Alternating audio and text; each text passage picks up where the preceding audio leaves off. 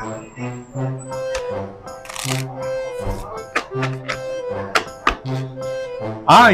mga kabayan, ako'y may binabalasan na.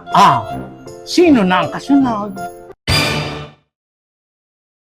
Ito ba ang inyong abang lingkod, Congressman Manik Manaog from the Lakas Tama Party at your self-service.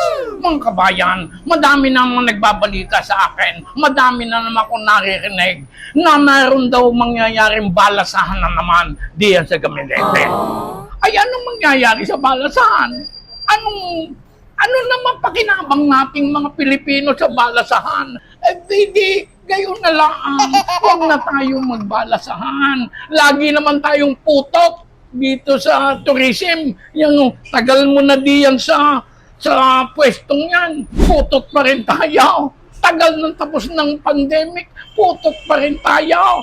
Last, wala pang kalahati doon sa ating mga kahanggan, ang ating tourist arrival. Manatili na lang tayong putok dito sa Southeast Asia. Gayon na lang.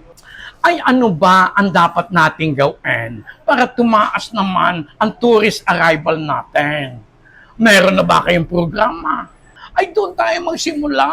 Hindi yung papicture tayo ng papicture diyan sa mga magazine.